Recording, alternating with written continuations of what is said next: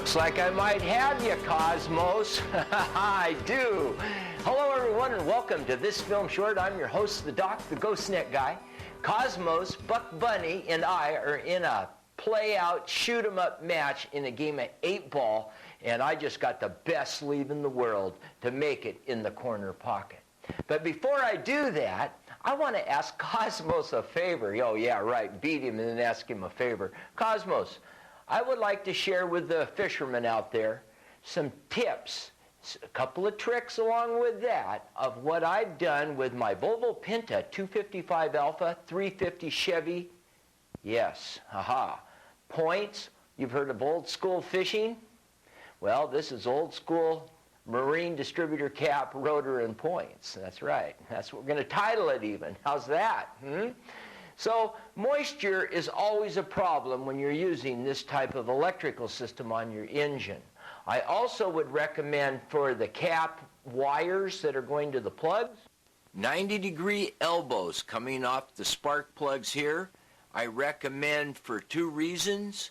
First, to keep them away from the heat of the exhaust manifold. And second, if you cross the number 3 cylinder with number 5 cylinder wires at the distributor cap, the tack will run smoother. Now, let's remove the cap and look inside. You're going to see the distributor cap contact points. And many times they're dirty and corroded.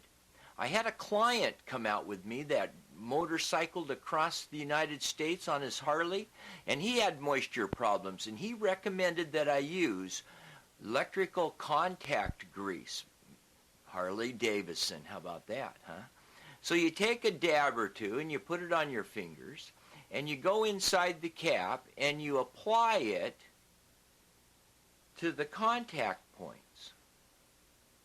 And just slowly massage it in around the area that you previously cleaned with your rag, all right?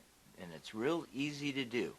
And just take your time and apply this electrical contact grease to the lower tab of the points, because they travel along this cam here and they'll wear out, and the grease works well for that.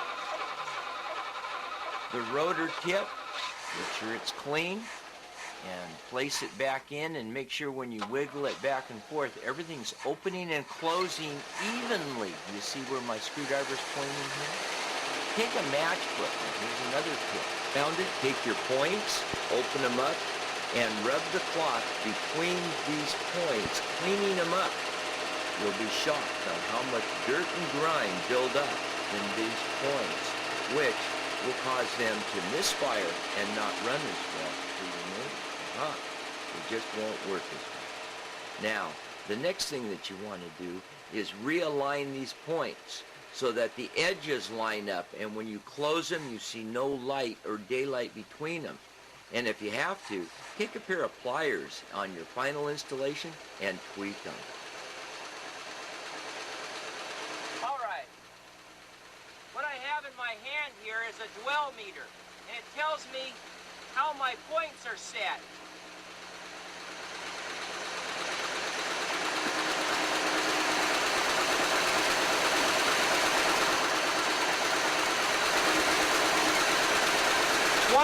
.5 degrees on my dwell is perfect.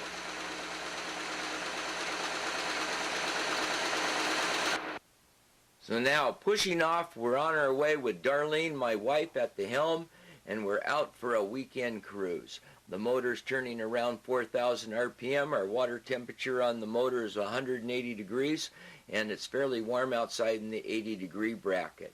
Darlene wants to head up to Paul's boat to the bakery to get some goodies. So we've decided to spend the night and take our time and enjoy the Paul's boat area and the marina.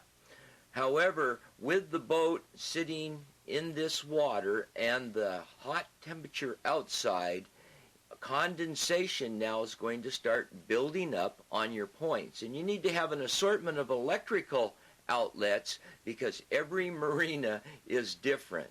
And if you have adapters, you can plug in to the shore power Have in your engine compartment some lights to keep heat on.